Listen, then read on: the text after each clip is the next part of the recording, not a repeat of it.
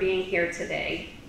My name is Maria Plotkin, and separate from other connections I have to Michael, my main qualification for the distinguished honor of introducing the writer Michael Hanson is that I am an ardent, and I presume to believe discerning, reader.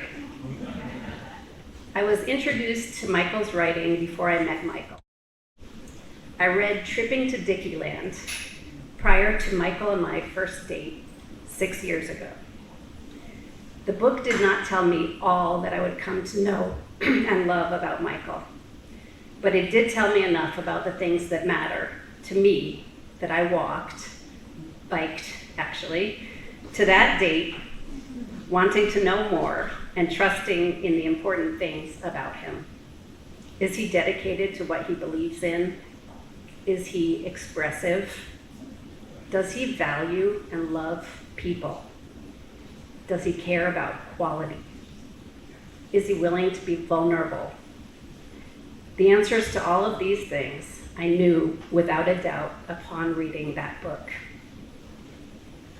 As a savorer of good writing, I look for three things in a book: interesting and realistic characters, good stories, and quality of writing. Michael's novels hit that trifecta.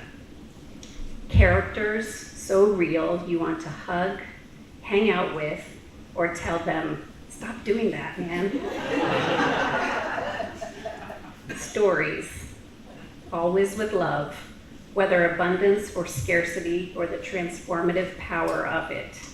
An evocative, beautiful language, crafted with deliberateness without feeling overly controlled. Hitting all three, character, story, language, makes Michael's books among my favorite. Where are you, Michael? As a tribute to Nate, the poetry-loving, skydiving protagonist of Nate's New Age, I want to share part of a poem by 19th century Spanish poet Antonio Machado, with credit to friend Tom McQuiston for bringing this to my attention. He wrote, "Walker, there is no road. The road is made by walking. Walking, you make the road, and turning to look behind, you see the path you never again will step upon." I share this poem because anyone who knows Michael knows how hard he works to create his books. His dedication to the craft is extraordinary, and the books he has gifted the world are a result of discipline for writing that he puts in every day. Like the walker in the poem, Michael Hanson creates his path. He creates communication, connection, and art. One sentence after another, one step after another, one page after another. He makes the road by walking. Undeterred by the work of it, he still embarks on that journey. Fully aware that every book is an almost impossibly long trek, he still embarks on that journey. Luckily for us, and unlike the walker in the poem, we get to travel that path, read the book again and again. For the books that Michael has crafted, the exhilarating and gripping plunge into relationships in Nate's New Age, the thoughtful mixture of boyhood hopes and dreams, Michael's personal and literary maturation in Tripping to Dickeyland, and the poignant, love-filled tribute to friend, mother, hopeful new love in I Am a Prayer. These, friends, are roads to which to return. Without further ado, it is my deep honor and joy to introduce to you my husband, author, Michael Hanson.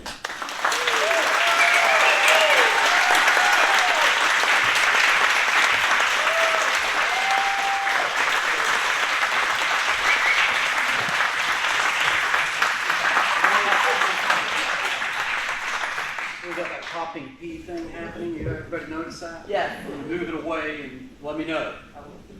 So, let's just call it a night. I don't need to read anything.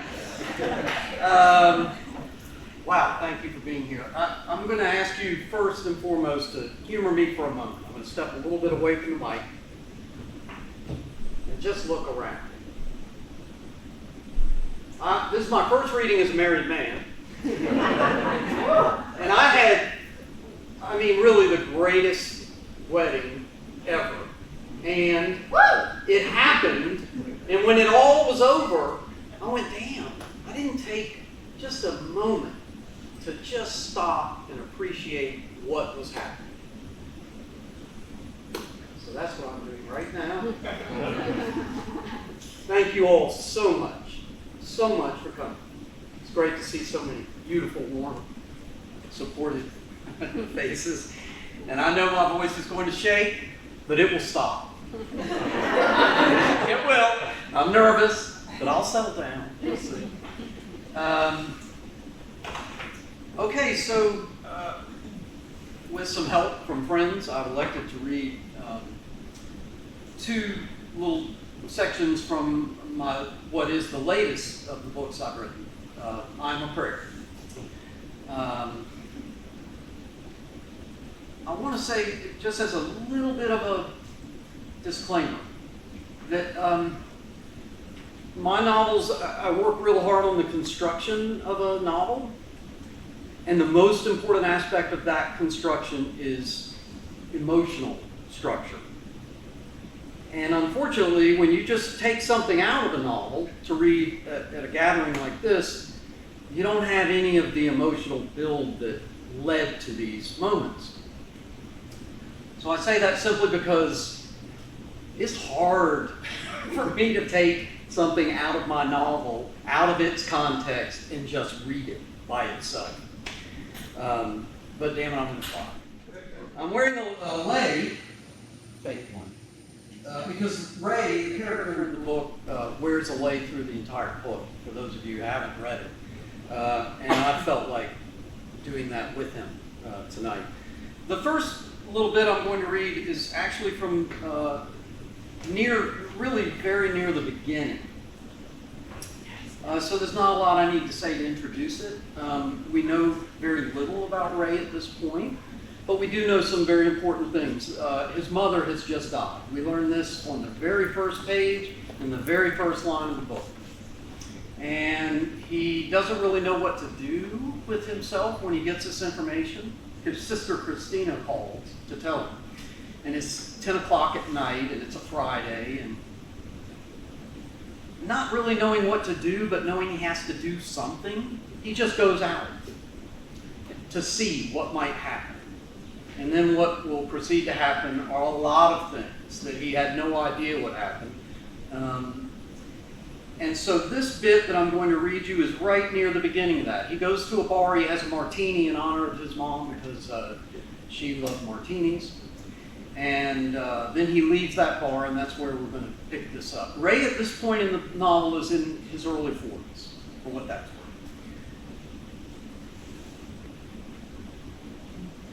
worth. Back outside, I wander a bit, one among the many. Ray lives in Atlanta. The streets are bustling in that pleasing way the city sometimes provides. Patios crowded with people laughing and drinking, lots of foot traffic, music spilling out of clubs, and all the world a playground where fun's to be had. Unless, of course, you're homeless and squatting on the street with a magic markered sign proclaiming your penury, or playing a pretty sketchy guitar in front of an open case glittering with coins, but not nearly enough green to call it a good night. Welcome to life on Earth. All of us perched on the brink, whether it's apparent or not. Frailty is the fourth dimension. A couple of blocks up Severin, I'm inscrutably drawn to dive into something different. The pulsing throb of a dance club called Beat. Not only have I never set foot in Beat, I've never even wanted to. Not my jam at all. I'm not much of a dancer, though home alone, high as a kite, I'm not above cutting the occasional rug.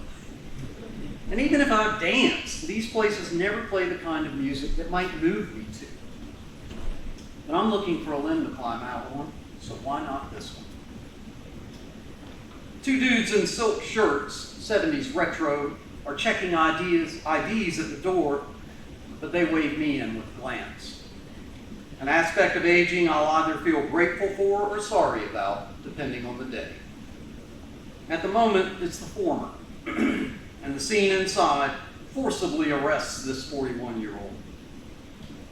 After 11, the joint is jumping and sweaty hot, all flashing lights and attitude, and music whose primary features are thumping bass and arrogance. So loud it's undoubtedly doing ear damage I don't give a damn about. Too busy gawking at all the 20 and 30-somethings burning up the energy of that bottomless well they don't even know they're drawing from.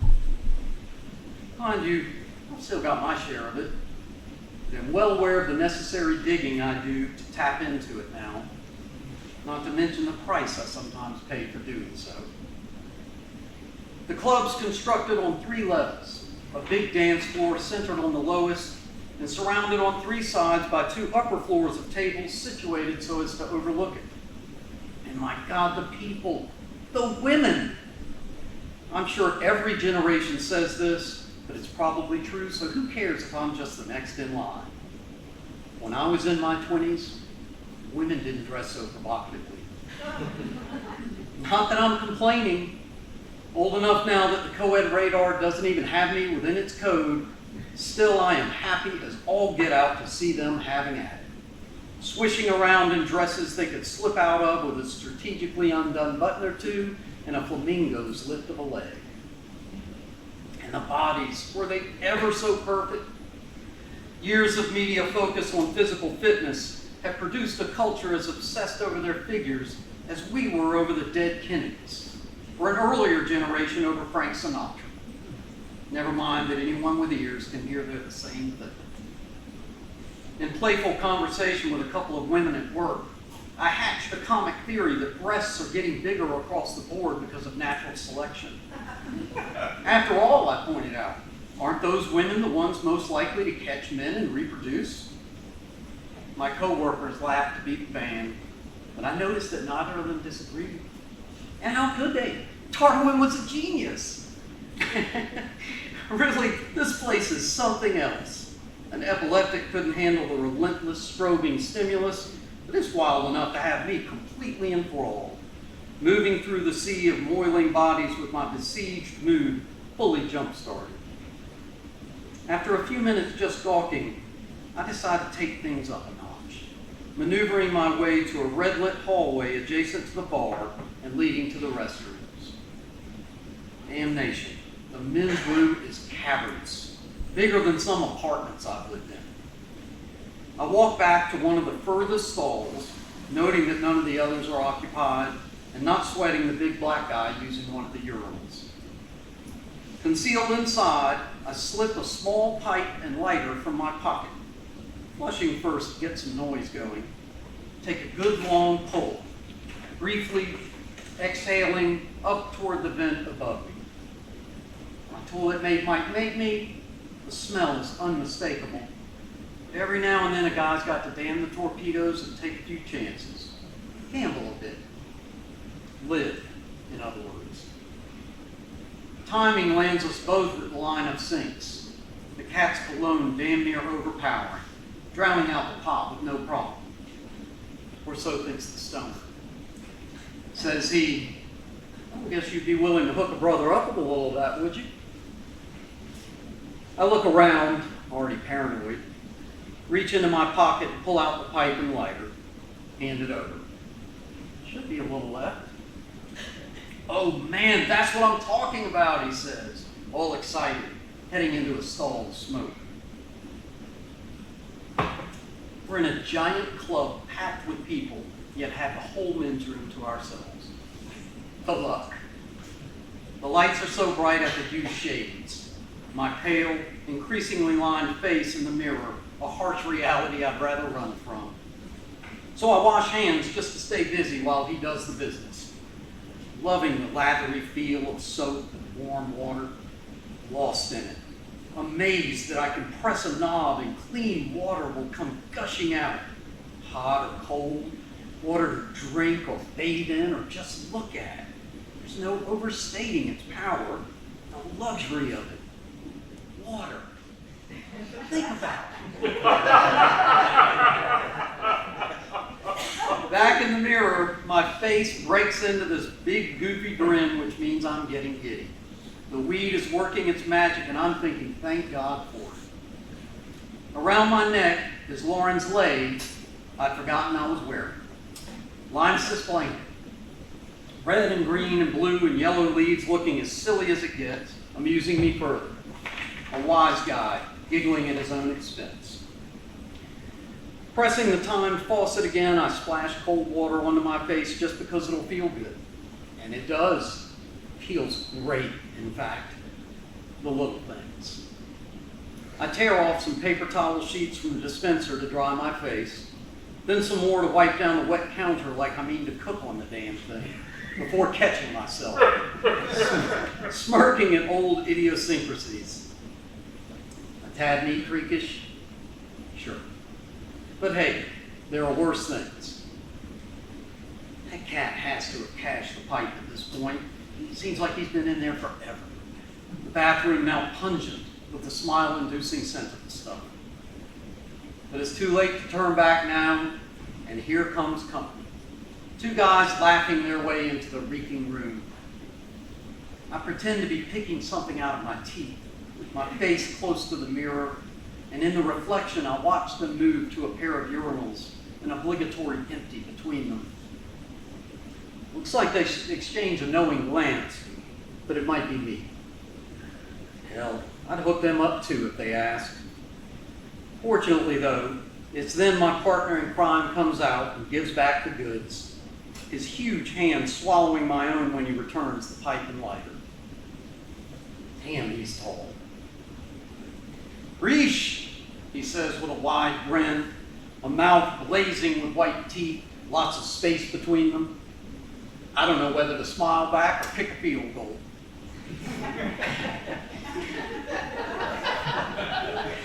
Yeah. Get enough, I say? Oh yeah, just enough, he says, garnishing the grin with a wink.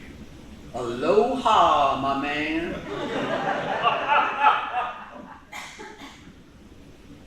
The playing field levels. Surface differences dissolve.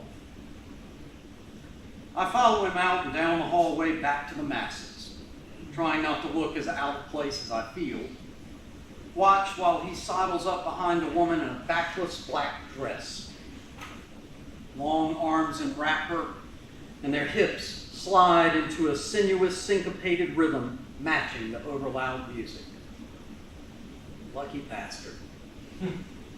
I shiver to shake it off and move up a set of steps to the next level that overlooks the dance floor and is rimmed by a hip-high brass rail. In a fleeting thought I immediately deflect, it hits me. My mother is no longer on the planet.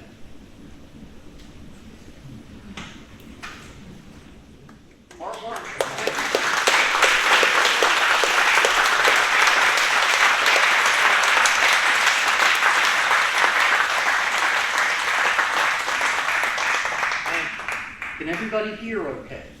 Is it too loud? Did we take care of the P? Okay.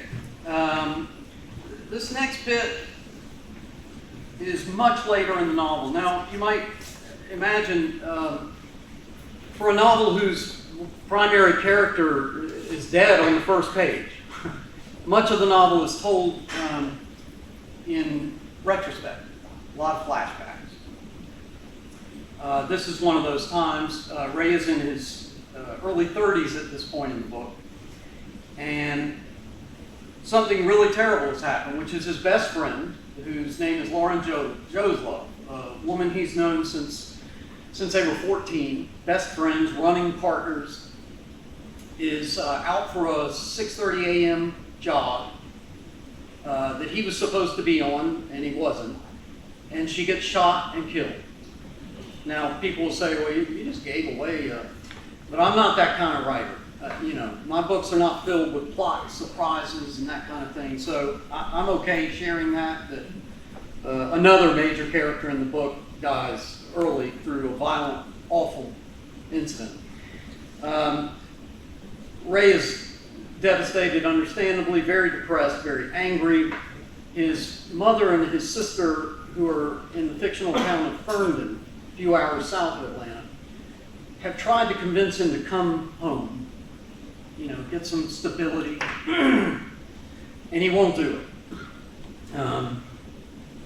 He doesn't go to Ferndon for Lauren's funeral either. So by the time he finally does go to Ferndon, that's where we're going to pick up. Things I need to tell you. His mom's name is Jane. He calls her JP, Janie Poo. Little pet nickname. Gosh, I think that's all I'll say. By the time I made the trip home to Ferndon, I had one hell of a chip on my shoulder and waited for someone to try talking me out of my maddening despondency.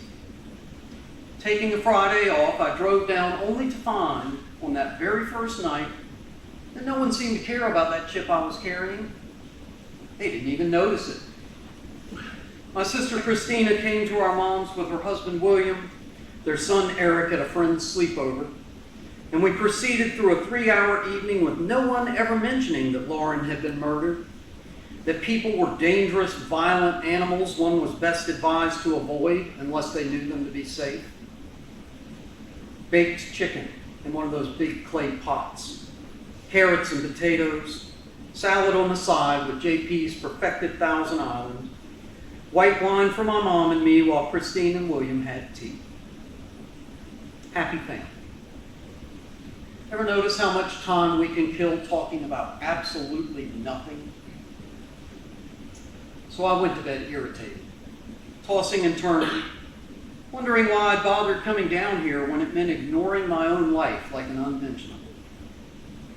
It took some time, but finally I fell into an exasperated sleep, woke on the early side, and when I got up, JP had left a note on the kitchen table. Gone for a bike ride. Well, I let her example and the accompanying shame and frustration goad me. I went for a run. First time since Lauren was killed.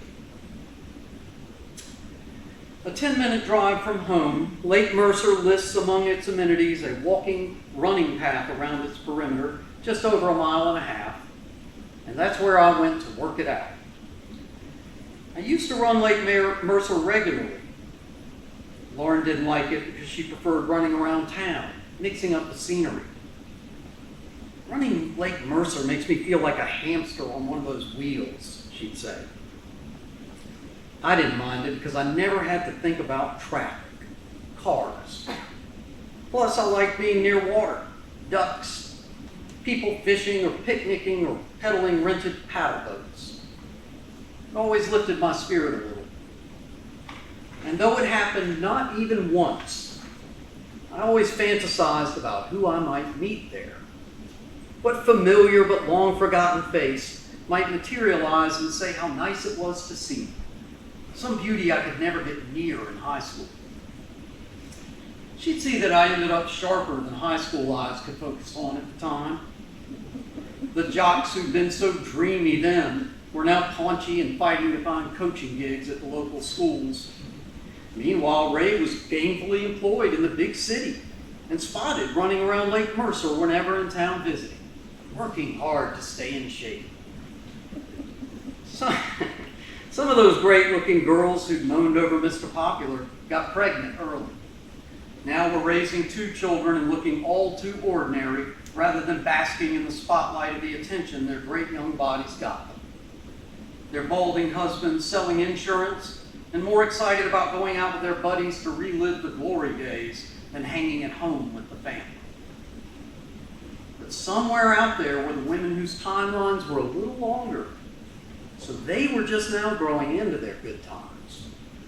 They focused on academic performance, then professional success, and And now that they had it, were looking for a little fun. "Oh, Ray, it's so nice to see you. Where are you living these days?" "Atlanta? Well, I'm up there for business on occasion. Maybe we could get together for drinks, dinner." As I said, not that this ever happened.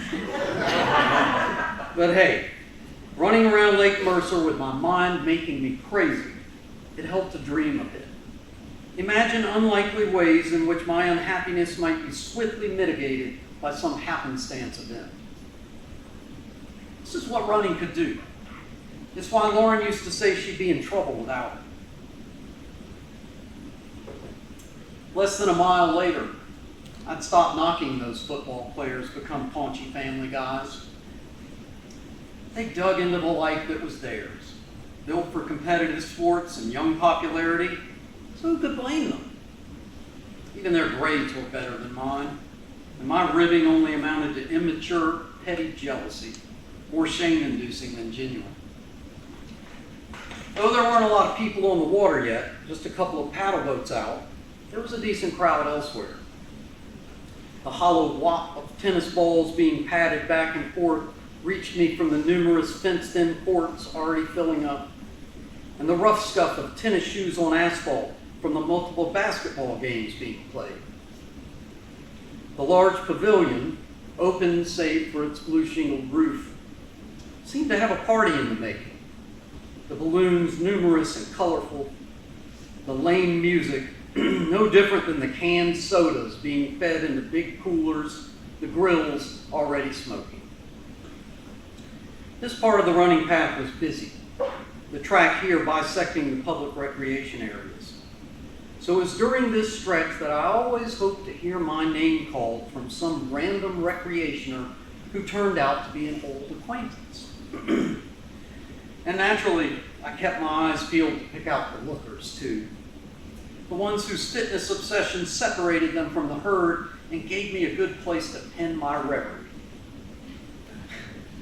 Sometimes they were among us runners on the track. While there were walkers, and even a wheelchair every now and then, the majority of us were runners. And inevitably I'd spot at least one woman to inspire me, make her my muse. Typically I'd do 4 laps, and since my pace is a pretty fast one, I'd get to pass said woman a couple of times in the course of our respective runs. Today's looker was a tiny brunette in black spandex shorts and matching tank, her muscular legs perfectly shaped for her size. Making my pass, so to speak, I picked up my pace even further and rolled back my shoulders to run by her in perfect form, making sure that if she thought anything at all of the passing redhead, it'd be that he was a fine runner. And if he's a fine runner, maybe he's warm and kind and generous. Maybe he's a hell of a good time, too.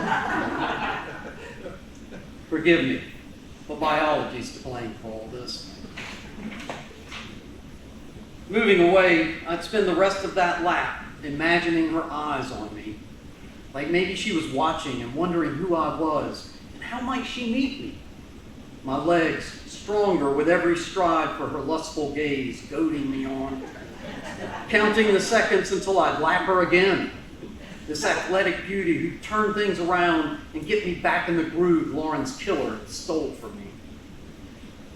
I'd push myself to hurry back to her, sprinting guiltily past some poor woman in a wheelchair, while another old couple inched along at a pace that meant I'd run my 6 miles and stretch and drive home and shower and settle in for lunch by the time they completed a single lap. Passing all the power walkers on cell phones, the slower ones I'd dodge my way around because they couldn't hear me coming. Podcasts piped into their heads through earbuds. Then I'd turn it on high to make my pass again. All of us getting to know one another on our loops, comforted by the familiar rather than running some random route with the risk of losing it. Everything you know, gone, lost. So you're left just running and running with no notion of where you're headed or where you might end up. never knowing if turning down this street here might land you in the lap of some desperate unfortunate who puts a pistol to your head. Better to join the hamsters and run that same dull loop. Lap those same lappers. Plenty of people around, witnesses, should something go terribly wrong. And always the long shot chance of seeing someone I should have known better, but didn't, back when time stretched forever ahead of me like a future filled with unlimited promise. So it went. Afterwards, I always did some stretching in the shade of a giant elm just adjacent to the track, then spread one of JP's towels the length of the driver's seat to spare it soaking up the sweat that might leave it smelly after the 10-minute drive home. Good for you, JP greets when her drenched son returns from a run. Nice out today, isn't it? I've got sweet rolls in the oven. They'll be ready once you're showered. Ah, breakfast of champions for us go-getters. Funny thing being, those sweet rolls will be what breaks it all open. They're the trigger some kid in me is so comforted by, he ends up coming out to cry right there at the kitchen table. Only my 32-year-old face and cup of coffee betrays the truth of who's sitting there. JP, shockingly, is unfazed, almost visibly relaxes. Maybe she'd been waiting on me this whole time.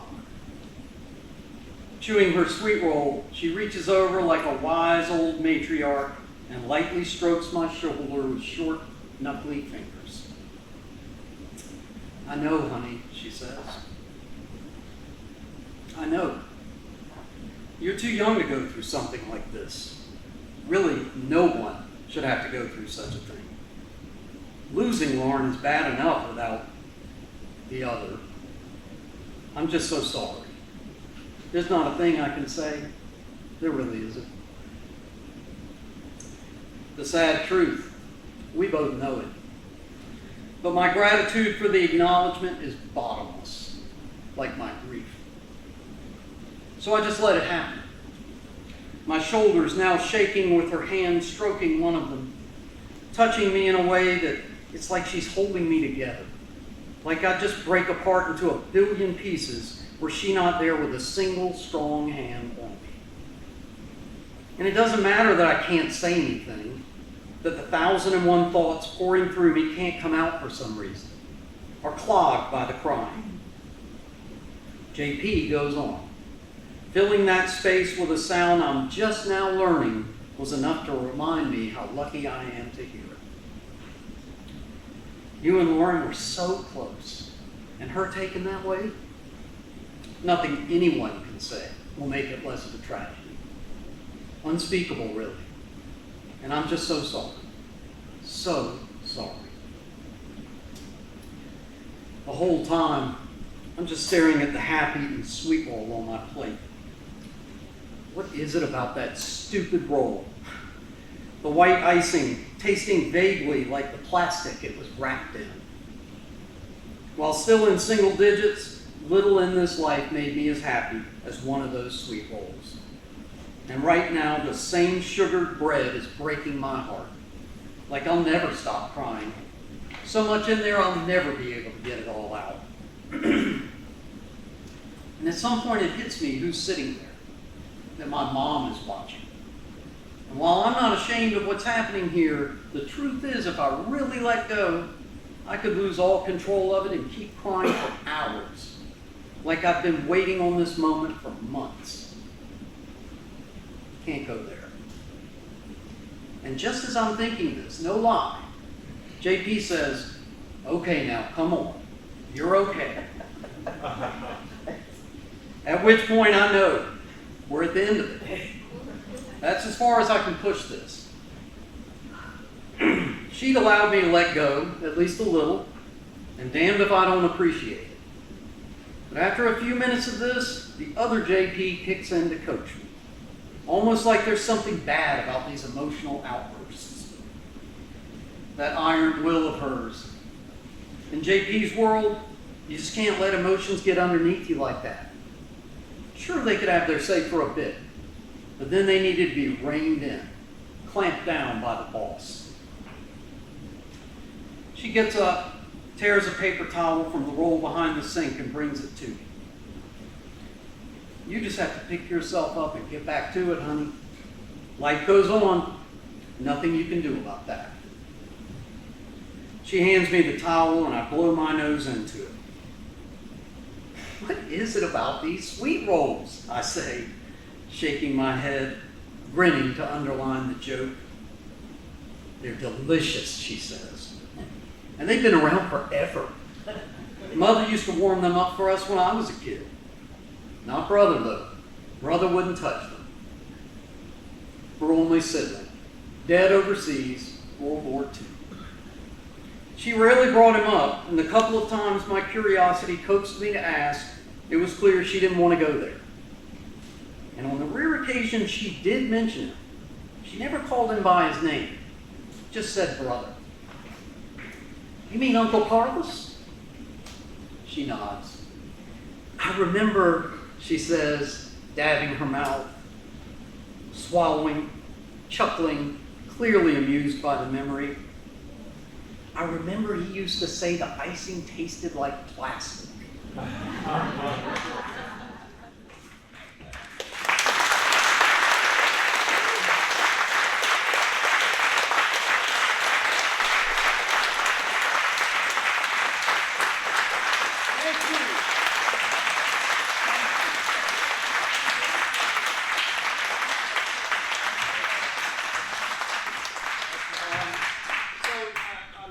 Now to open things up for if anybody has questions. I do want to say one more time, it's such an honor to be sharing what I do with you all, and I'm so very grateful to you for coming, because this is a dream come true for a guy like me. It really is.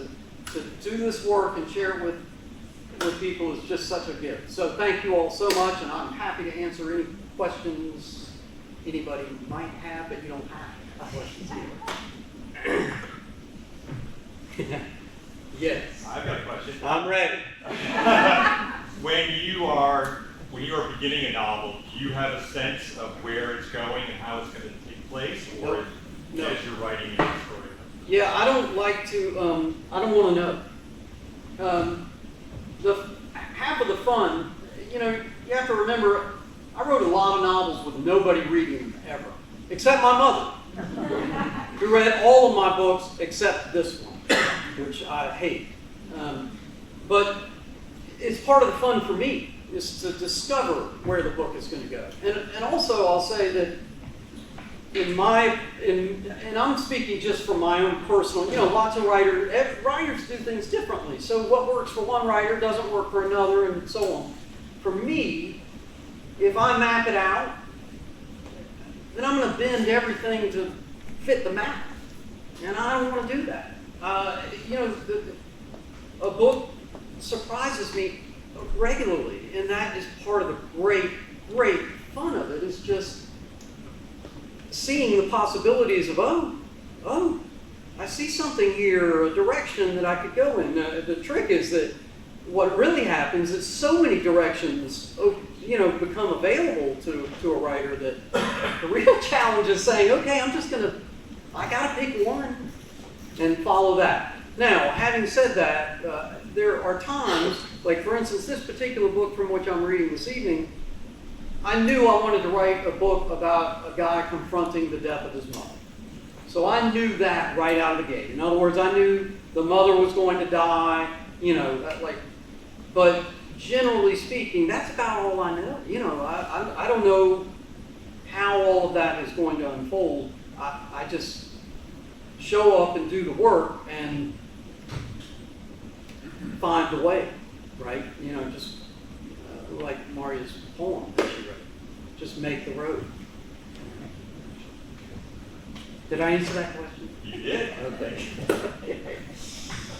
Okay. Yes. You said something about structure at the beginning. Yep. So could you talk about the relationship between your not knowing where you're going Mm-hmm. and structuring it? Is that Yeah. something you do after you move chapters Exactly. around, or how does that work? the way it works is, as I write a novel, I take copious notes because my memory is terrible, and increasingly really terrible. So I take a lot of notes, and just to truncate this, by the time I finish the book, then I'm going to have to go back and shape the book so that things fit together a certain way. You can find the pitches, the rises and falls, this kind, Aristotle's poetics, if you want to be pretentious about it. Just finding your way as you write it, and then going back and going, okay, well now that I know exactly where it's going, I can lay down some trails, put some things here and there that suggest what might be coming, just enrich the book in that way. Stylistically, it doesn't look fancy at all, but there are things that I find in my books that I'm genuinely surprised by. And I honestly think that's because I've been writing novels for 38 years, and there's some part of me that intuitively knows how to do that. Now, I say that as if that makes it easy. It couldn't be anything further from the truth. But I am regularly surprised at things that I have somehow incorporated into that text that suggest exactly where it ended up going. So it's very strange, and I don't know how to talk about it, and that's part of the beauty of it, is not talking too much about it. I don't talk about, like, I'm writing a novel now, but no one knows anything about it because I get kind of spooked. I don't want to. Something about talking about writing that takes the mystery out of it. And I like the mystery. Does that make sense? Absolutely. Can you describe what one of your favorite places to write looks like? Oh gosh, Nancy. No. Because I've moved around a decent amount, even though I've lived in Chapel Hill now for 33 years. But even that, like for instance, just to give you some idea, I wrote 5 novels on a card table in an apartment, a little apartment in a little room, just absolutely zero that you would think of as inspiring. Good Lord. And I never used to write in public. That's another thing. But you know what? When I wrote one of my novels, I won't say which one, but for one of my novels, I found that being in public was sort of right some of the time for that book. And so, I might have been in a coffee shop. I might have, nothing spectacular. I've never had the luxury of writing, overlooking the ocean. Or, I don't have any money, but I think it'd be great to try it. I wondered if you had a favorite part or something like that. Yeah, no, I really don't. Because ultimately, I just have to show up and write. Yeah. And it doesn't really matter where I am. The whole thing, for me, is just the discipline of doing it. Nothing is going to happen if I don't just sit down. And so, I could be sitting in where I live, I could be sitting in a coffee shop, I could be sitting in a park. I've never written in a park. But really, I just think it's not so much the environment. And maybe, again, I'd love to find out. I remember Barry Hannah. I don't know how many of you know the novelist Barry Hannah. I remember Barry Hannah saying that this was back in the 70s. He got hired by Robert Altman to write for a film. And he said, so he flew me out to Malibu. Mary's from Mississippi. He flew me out to Malibu, and I had this big room overlooking the ocean and everything. He said after a couple of weeks, it's too fucking quiet here. I got to go back. Excuse my French. So I don't know. Maybe I'd be like that too. I don't know. It's an interesting question though, because maybe there is some influence in just the environment that seeps in somehow. And so I'll just take a year off. Doug, can you arrange that for me? I'll take a year off and go live at the beach and see what happens. Yeah. Yeah. Megan. Yay. Megan provided the lay for tonight's reading. Was wondering, how much of yourself or your life did you put into your office? 14%. That's another question I can't answer. There's a lot of me in my books. There's a lot of fiction in my books. I love to tell this story. My mom, when she read my second novel, she said, "Michael, it didn't happen that way."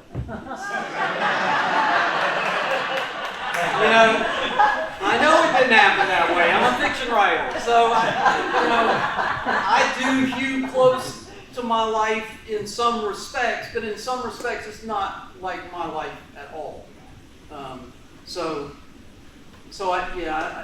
Hard question to answer. Well, thanks. Yeah, thank you. And also your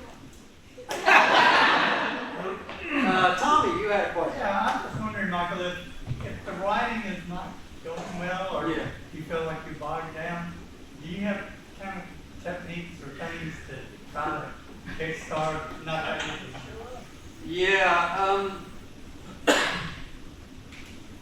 I try to, movies. I'm a big kind of film geek, and I'm inspired by filmmakers. So a lot of times I'll go to favorite filmmakers. I'll go to Bob Fosse. I'll go to Coppola. Yeah. I'll go to Frank Capra. Just craftsmen who do really good work that makes me sit there and go, damn it, I've got to do good work. But really, here again, it's what it really comes down to is just sitting there. Just sitting there. Harry Crews used to say, man, sometimes you just got to sit there for 2 hours and have nothing to show for it. And man, that is absolutely right. Sometimes I think, what am I doing? I'm just sitting here. There's that great Mark Twain quote about, people don't realize that a writer's working when he's looking out the window. Maybe there's truth in that. I don't know, but I do know that sometimes I'm just sitting there, looking at a piece of paper and holding a pen and thinking, maybe I should just get up and, quit. But if I'm good, then I'll sit there at least long enough to feel like I should. Is that how you write? Paper? Yeah. Oh, yeah. Yeah, I still write longhand. I type things up after writing.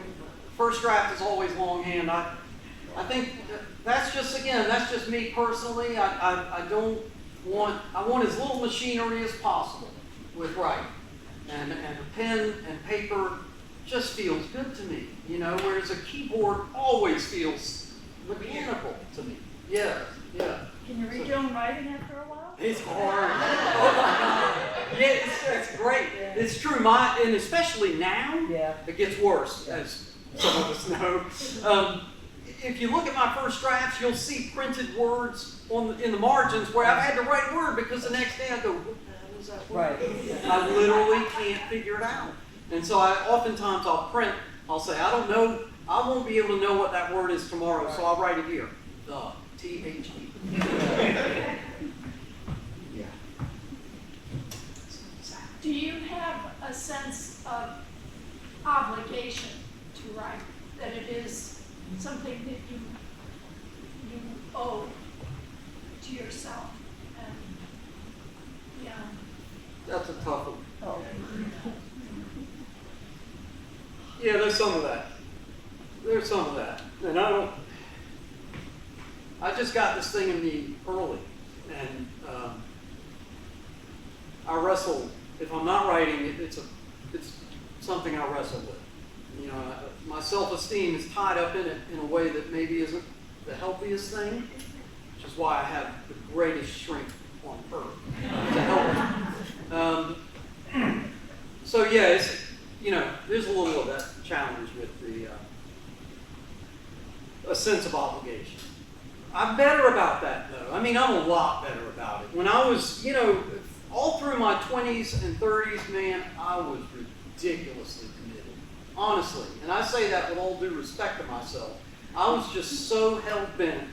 But relationships that I had around me were just floundering because I put in literally 16 hours a day writing, not taking phone calls, just stupid. I mean, look, that's fine for Faulkner. Really. I mean, honestly, and I say that sincerely. I am not Faulkner. I'm not a genius writer. I'm not one. I'm just trying to do a good job and write a decent book. So if I can't write, nowadays I just say to myself, you know what, man, you've written. I'm working on my 10th novel, and man, if I didn't write another word, I should be okay with that at this point in my life. Now,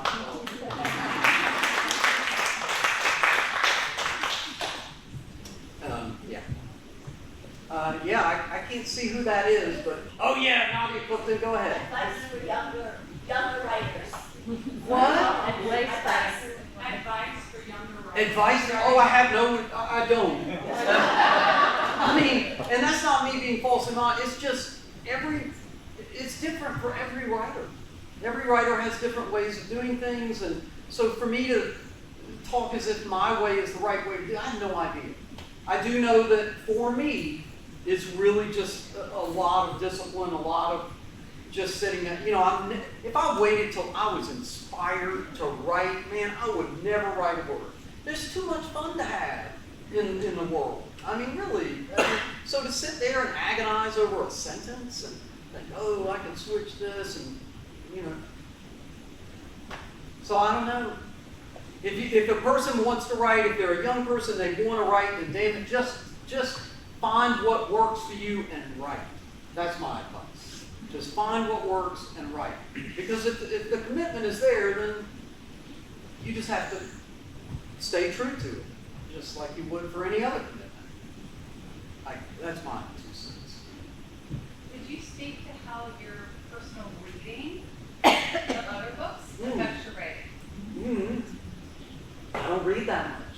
I mean, honestly, when I was when I was in college, all through, I read everything. I knew every writer. I knew what this person was doing and that person. I knew what Raymond Carrboro was doing. And I knew what Barry Hannah was doing, and I knew what John Barth was doing and William Gatt. I knew all that stuff. But at some point, and I stole this from filmmakers, everything influences me. So if I'm reading somebody, I want to write like that. But really, if I read a great writer, that's what I want to do. I want to do that. So if I'm reading Faulkner or Garcia Marquez or whoever, I think, oh yeah, I'm going to do that. And then that's not me. You know what I'm saying? Like, I want it to sound like me. So Orson Welles, for instance, said, I don't see a lot of movies. And that, again, I'm not saying that this is the right way to do it. So I'm saying that for me, what Harold Bloom called it, the anxiety of influence. And that is a real thing for me anyway. So when I'm writing something, I'm not reading much. I might read, an article or an essay or something like that. But fiction, I'm not going to be reading. So I miss so many great books, man. I know I am, but it's kind of like, well, do I want to read the great book or try to write it? Right. So, trade-off. Have you ever made a soundtrack that you paired with a book? No, but John did. I have a friend who read Nate's New Age and sent me a list of things. Put this in it, put that in it, put that in it. Thank you, John.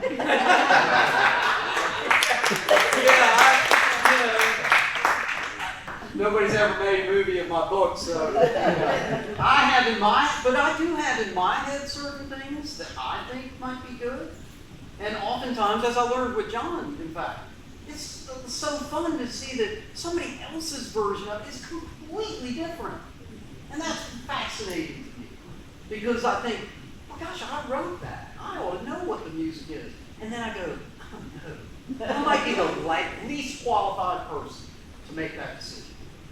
Because I'm narrowed into my own little. So, Hey, Lloyd. Yeah, so you describe writing as a very isolating experience. You write all by yourself. Yeah. But when you imagine someone reading your book, do you think they'll recognize some part of their life or their experience in your life and your experience? I only can answer this because people have said some amazing things to me. Having read something I wrote and been moved in a very personal way by it. To me, obviously that was the goal. For me, writing is always an attempt to escape loneliness. Loneliness to me is that's the human problem. So writing is an effort to reach out and try to connect. Do I think anybody's going to connect with what I'm writing? No, I don't. I pray for it, but I'm sort of pessimistic and hard on myself in that way, and I think probably nobody will like it, nobody will be moved, whatever. But as I said, people have said some extraordinarily personal and generous things to me after they've read something I wrote that they really did feel that, and that's what I felt when I was a young person reading other writers. I felt like, oh my God, I'm not alone. I'm not alone. This person feels exactly the way I feel. Now all I got to do is, find them and meet them. J.D. Salinger has that great thing in Catcher in the Rye. Holden Caulfield says, it's one of those great books where you wish the writer was one of your best friends, and that is in fact how I feel when I read a great book and I feel that there's a connection. And that's, man, how crazy is that? It's like, Lou, is that a young thing maybe? We're all drawing from a collective unconscious plot, wouldn't you say? Anyway, it's getting a little too heady for me, but I hope what I write moves people. I really do. If I'm really honest, I would say I wish everybody in the world thought my books were good, worthy reading. But the truth is, some people read them and are moved, and other people aren't moved at all. Some people are really bothered. I've had people be really bothered by something I wrote, and that's hard to hear because I don't write with any intention to hurt anybody or offend people, but that happens. It's just not possible to write the way I write and not strike an edge somewhere. Yeah. I'm curious, Michael. You say you don't read a lot of other books. Right. But I know that you put yourself out there in life to experience a lot of different things, different kinds of people. Yeah. You say, this is a new place for me. You go there. Yeah. And so you're living in with a rich variety of experiences. Absolutely true. I'm curious as to whether, as you do this, as you live your life, a person you meet, a feeling, a scene, is something you want to jot down. Write it? I mean, it may show up somewhere, it may not. I'm just curious. Yeah. I mean, again, a lot of this is a memory problem. If I'm struck by something, I'll try to write it down, get it down somewhere. It only makes sense in the moment. You got to get it while it's there, because otherwise I will never remember it. You know what I'm saying? Like, things will happen and I'll think, oh man, that would be a great sentence or description or image or whatever. But if I don't get it down 2 hours later, I'll go, oh God, what was it? It's probably gone, So, yeah, notes, lots of notes. Oh God. So many notes that it's ridiculously time consuming. And I think, am I ever going to do anything with all this? Is it just a lot of notes? But they do help. And I do dip into that well and use things.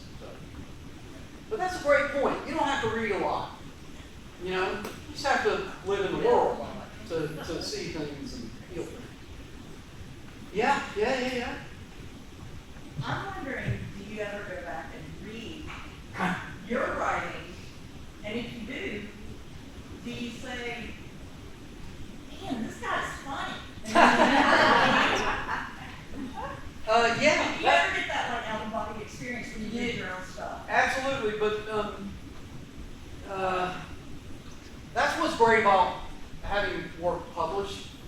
is that I can't do anything about it now. You know, it's done. I can read something and think, oh God, oh, why can't I fix that? It's so great not to be able to fix it. 'Cause I don't mean in a negative way. I mean, Yeah. every once in a while I'll find something that I've written and I think, damn, this writing was funny. I mean, that was really insightful or something. Yeah. Because when I read your work, it just hits me like, and then I think, oh, that's Michael though. I know that's Michael because I know Michael's smart and I know Michael's funny and I know Michael feels things. Well, I appreciate you saying that. I like, this is as close as I get to doing what you're describing. Like, I had to do excerpts, and as Mario will tell you, oh my God, I read so many things from that book. But I enjoyed reading. I hadn't looked at it in a long time because I'm writing a novel, and this is tricky because it splits my brain, and I'm not good at that.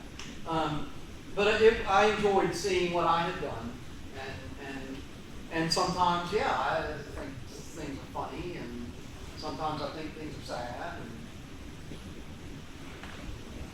yeah, I mean, it's all in there, you know. So whether I get it or not, I believe it's there. I know it's there. Do you ever find yourself writing and falling into similar tropes that you've written before? And how do you go about diversifying your written novels?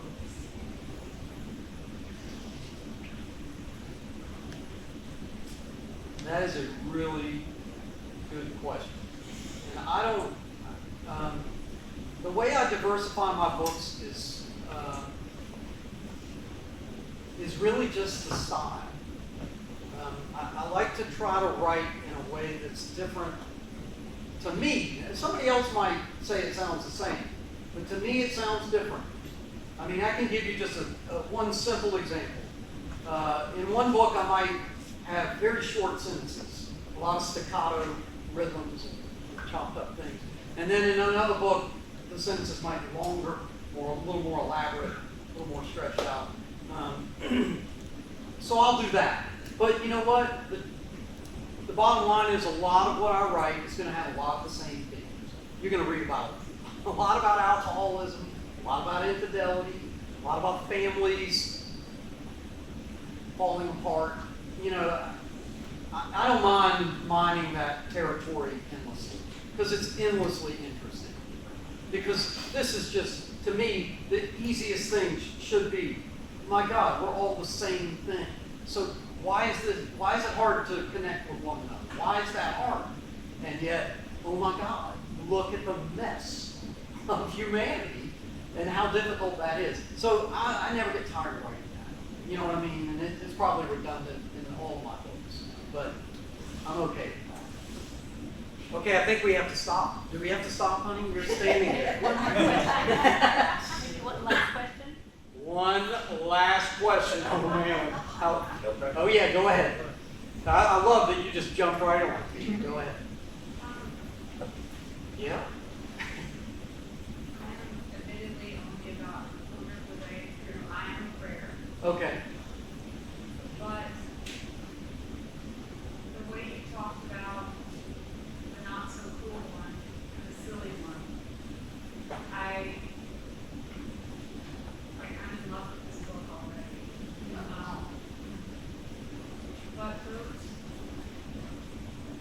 mentions, it kind of, I just wondered what informed that, if you feel like talking about it. What informs what specifically?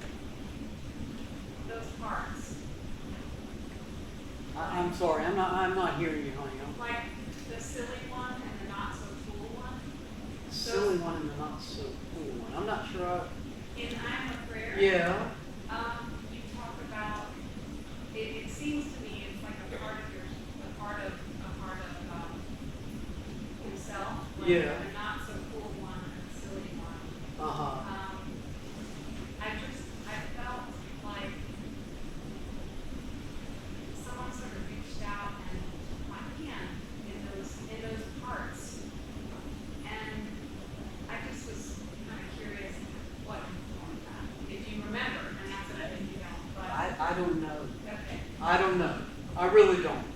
again, and it's not me dodging your question, I don't think. Writing is really mysterious. I've been doing it for a long, long, long time, and I'm here to tell you, it is such a mystery. It really is. If I look at a book, I wrote this. Really, it always seems impossible, and it always seems like a miracle that it ever happened, that I ever got a frickin' sentence out, let alone a lot of paragraphs and a lot of pages and all of that. And as far as that thing you're describing, you know, you create a character, and where does that character's stuff come from? It comes from all over the place. And very rarely am I pointing at a specific thing and going, I'll take that and put it here. You know, it doesn't seem to work that way for me. Okay, yeah, one more, I'm sorry. It's Yeah. not a question. This is me. Yeah, that's you. I just, I just love hearing you so much. I feel you're acting. And I think this beautiful human who, applied himself to that and applies himself now to literature. And it just beautiful. Thank you. Thank you. You see, this is...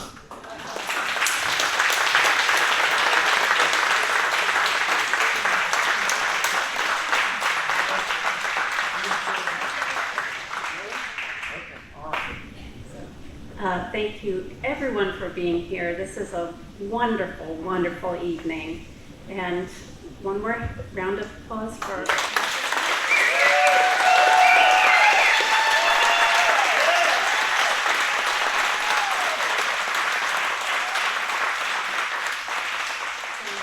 What is going to happen next is that Michael will be outside with books available for purchase or signing if you have one, or for further questions. So welcome everyone outside, and again, thank you for being here.